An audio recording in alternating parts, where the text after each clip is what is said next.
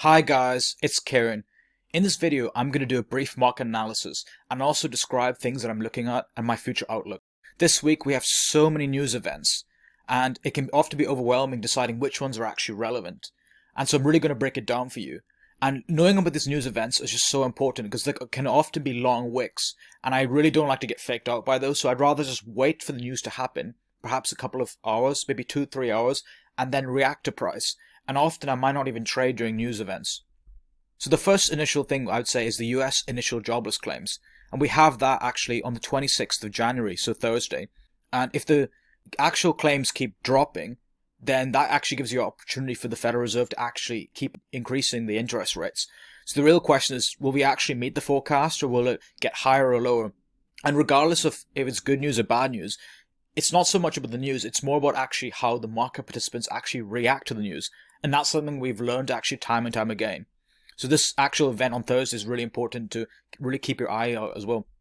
I'd say the next important thing, of course, is the US core PCE. And that's coming out on Friday, so the 27th of January.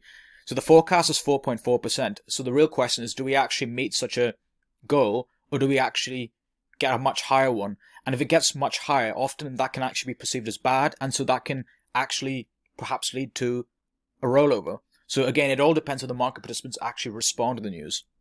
But I would say this core PC is actually more important than actual initial jobless claims. And of course, the next one I would say is very important, of course, is coming on the 1st of February. And so this is the Fed funds target rate. So the actual recent one was 4.5%. So the question is, do we actually meet this target or does it get much worse or much higher? And again, it's not so much about the news itself, but it's about actually how people perceive the news. And often the chart actually tells a story, and often you might decide it's better just not to trade on these days. I've actually also summarized the most important events that are coming up. So, of course, on the 26th, on Thursday, we've got the initial jobless claims, then the US core PCE on Friday, and of course the Fed interest rate decision on the 1st of February. So I think these are the main things to actually keep your eye out. So starting off with the Bitcoin chart, we've had some really amazing trades. Opened many long positions from 16.8 to 16.9k, 16.6k, and closed a lot of them between 20k, 22k. So now we've actually reclaimed this key level on the 7th of November, and we've gone above it now, with actually very little resistance overall. So we've passed that key level, and now we're flirting around this 12th of September peak, around 22.7k, and we actually had a high time frame closure above that. And often consolidation can be constructive. And technically speaking, there's actually very little in the way to the next order block, around 24 to 25k. And so we really just wait and see. And of course, the news is a very important thing. The news can be actually a pivotal factor and decide whether we actually roll over or whether we actually go to the next actual daily high level from 16th of August. So it's just about waiting and seeing, really. And I always say as well, it's better to actually react to price than trying to predict price. If you were really adamant that price had to dump after these push-ups, you have to remember that Bitcoin is like a 13-year-old teenager. And how many emotionally stable 13-year-olds do you actually know? It's a very new asset. So Bitcoin can go up and leave as many imbalances as it wants to. We've had so many imbalances, especially between this wick and this wick here. It's not been completely filled. We have an imbalance here as well between this wick and this wick around this 20k to 20.5k. It's been filled a bit, but still, it's not been completely filled. And in particular, this imbalance here. So between this region and this region, it's not been filled. And so there's a lot of actual imbalances that have not been filled. If you just wait for an actual change in structure, that will significantly improve your win rate. And I've actually also mapped out the actual key supply zones and order blocks. So technically speaking, there's actually very little on the way to this next order block around 24 to 25k. Initially, of course, we had this order block around here from the 4th of November, and we kind of had a support resistance flip. And so we flipped that. Then we've gone to the next order block between 22k and 22.5k. And we've had a high time frame closure above it. And statistically, based on other analysis, there's actually very little in the way. So the question is, do we get to that stage before the news, the CPI, the core news, and the jobless claims news, or do we just kind of stall here and then dump afterwards? So a lot depends on the news, especially in bear markets as well. The thing about news is I would not trade based on news, but the thing about news is that often bad news can amplify actual price action, and especially negative price action, than good news. And often in a bull market it's different. Good news is amplified, but bad news is often muffled. So looking at the volume profile, Bitcoin has pretty much been sideways after this huge push up from Friday 20th of January really. And we've been dancing and floating around certain levels. And now we've actually initially had this huge run up to this value area high, but now we've pushed down to this point of control and we've pushed down below it as well. So let's just hope Bitcoin can actually stay above this point of control. And if we actually break down to this value area low, we could potentially have a breakdown and clear some of these imbalances around this region here and this region here. So far, this could just be some kind of bullish pennant here, and this could be some kind of wedge or continuation pattern before we push up higher. So we'll just have to wait and see, and potentially the market news can greatly dictate that as well.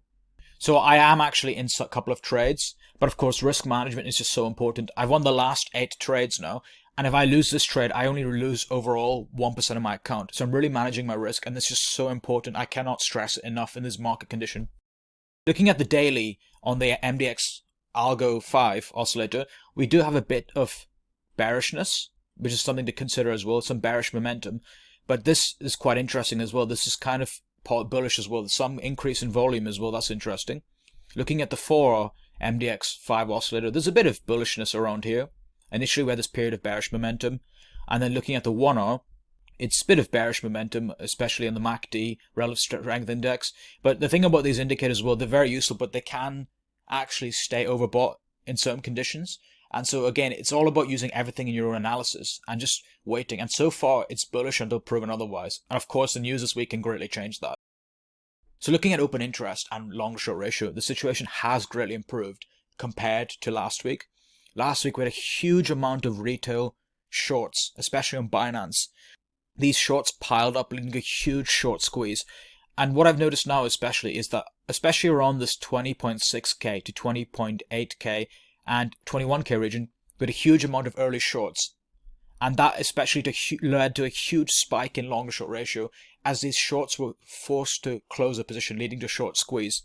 And that led to this huge surge up like this.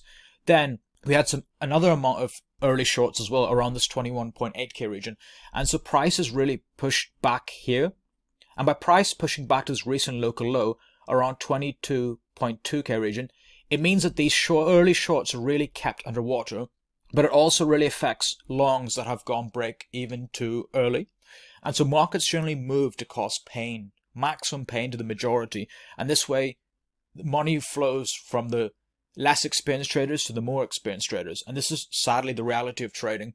The open interest has really come down a lot, and this overall, looking at the big picture, it to me highlights that a lot of shorts have been liquidated or forced to close their position. Perhaps some actual longs as well, taking profit as well.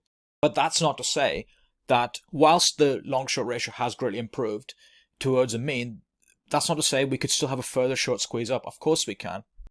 Something else that I also like to look up is the liquidation levels and margin pressure levels.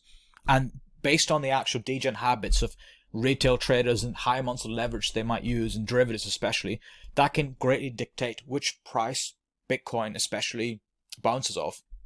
And I mentioned how especially this 20.6k region was a key margin pressure level. And it was actually, we had a lot of consolidation around this region.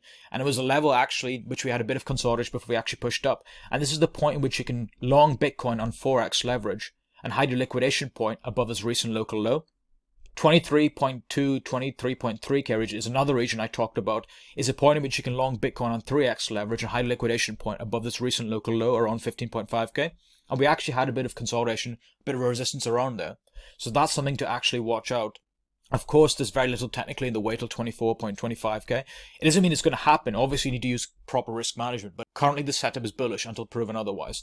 And then, of course, 30k is the 2x long margin pressure level. So this is the point in which you can long Bitcoin on 2x leverage and hide a liquidation point above the recent local low. Do we get there? Maybe. It doesn't mean it's definitely going to happen in a week, but it is not out of the realm of possibility. But as traders, it doesn't really make a difference. We're just trading the ranges. If the market goes up or if the market goes down, it benefits us in either direction. Something else quite interesting as well, if I draw Fibonacci from this local high on the 15th of August to this recent local low, around 15.5k, we're now at the 786, so 23.2. And so this is also around the 200-day simple moving average on the CME chart, daily chart as well. So that's quite interesting. So the question is, do we get some resistance around here? And there's been a lot of confluence around this 23.3k region. If we did pull back around here to some of these lower fibs, that's definitely possible. But again, the thing is, a lot of people were expecting a pullback to 19.6k during this whole run-up, but it didn't happen. And so Bitcoin does these things. This huge run-up has actually been the highest amount of volatility for a long time. It has been the highest percentage increase in the shortest period of time, I think, for like a really long time now. Even this run-up here and this run-up and this run-up did not go as high amount as a percentage. And the actual days it took was actually a lot longer. So this is quite an interesting period. And drawing this Fibonacci, potentially we could get some resistance around here. But again, it's about reacting to price rather than trying to predict the price. Something else quite interesting as well, I drew a Fibonacci actually as well from the bull market cycle peak around 69k to the actual recent low, so 15.5k.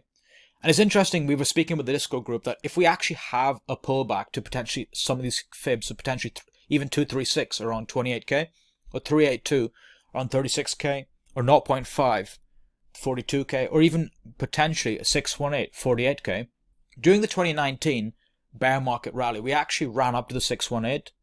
And I'm not saying it's going to happen, but imagine if it did happen. I personally think a run up to potentially 30 to 40k is not out of the realm of possibility.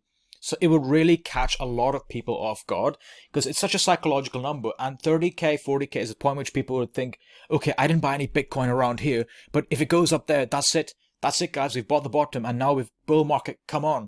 But the thing is, markets don't go from a bear market to a bull market that easily. It takes a while for greed to actually build up. But I actually am not going to disregard that scenario. Imagine if you had something like this. So a run up to one of these fibs and a push back down to new lows around 14k. That would actually be the path of most pain. And as we know, markets move to cause pain for the majority. It's that typical Wall Street psychology of a cheat sheet. And potentially this could potentially be that kind of complete despair. This could be kind of, that's it guys, we've caught the bottom, run up like this and a push down and just completely devastate everybody. This I cannot actually rule out. And if we had the actual run up to 40 or 30k, this could be the point which moon boys would start coming and calling for new highs, the taxi driver, the barber, and everyone will talk about crypto again. And then we get that flush out again. And as traders, particularly, it doesn't make a huge difference. We're just trading the ranges. And if it happens, great. If not, fine. And it's really important as well not to be too bearish and not to be too bullish. It's about having a really neutral view of things. And by actually understanding trading, it actually helps us with our investing as well. Because we understand key levels, we understand market structure. And it's just about constantly learning in this process, I would say. Looking at the actual Wix chart, and the Wix generally has an inverse correlation to the S&P 500 index. But again, a lot depends on this news announcements this week. We've had this breach of this recent local low, and the question is, do we push down now to these local lows around here? So looking at the actual broader market, I'm going to start off with the Dixie. And as mentioned before, Dixie is related to a basket of fiat currencies. The Dixie is not the US dollar, so that is something to actually consider. And we've had this huge nosedive, and of course this could potentially be some kind of falling wedge, and when of course we can have a reversal like this, and of course what goes down must come up. But that's not to say we could of course push down this local low around 101, and a situation potentially I could see is kind of a false break like this before push up. If we push down between low, this recent local low, that will catch a lot of people off guard, and a lot of people will be screaming for new lows. And then a lot of people will make a conclusion that, oh, well, Dixie's going to go down further, and so that's going to be risk on assets and really favor the risk on assets. But not necessarily. We could get a situation of a kind of a false move like this and a push up, or we could push up like now. Don't be complacent. This can, of course, be a falling wedge, and we could definitely have a push up to measure and move around 106. So that's something to consider as well. Looking at the S&P 500 index, we've had a huge downward trend line like this white line. And we've just been flirting around it this whole year. And of course, do we get that bear market rally? And it's just about paying attention to the news again. A potential situation might be push up and get that bear market rally to this potential supply zones around 4,300, and then a push down, push up low high and a flush out. And potentially breaching these lows and potentially meeting these targets around here and here. Looking at the actual Dow Jones, we've also been having a downward sloping trend line, a push down like this, and we've had this push up above this trend line, a push down, a push up, so potentially going on with an SR flip around. And now the question is, do we get this push down, push up, and then a rollover from potentially bad news this week, or do we actually push up and get the bear market rally, potentially meeting a technical target around 35,500 potentially as well? And so it's just about waiting and seeing. Looking at the actual oil chart, we've just been in this downtrend this whole year. But however, we have actually taken out structure. We've had a push up, push down, push up. So we have actually formed a daily higher high. But then again, the question now is, do we push down and kind of have a breach of this local support and potentially reach technical targets around the 670 or potentially 61 region, or do we actually continue along with this uptrend? So now just looking at the crypto total market cap, I've drawn a Fibonacci actually from the recent local high on the November 2022 and this recent local low. We're really flirting with this 1 trillion market cap region. We initially had this push up to the 786 region. It had a bit of a resistance and it pushed down and it pushed up again. And the question now is, do we actually reclaim and have a really good high time frame and clean closure above the 1 trillion market cap? So now I'm going to look at the Bitcoin dominance, and I've drawn a Fibonacci actually from the recent local peak on the 12th of June 2022 and this recent local low. And now we've reclaimed above this 43%, 44% Bitcoin dominance. And the question now is, do we get to this 618 or 45%? And I was also warning a lot of people, we had this huge dump around here.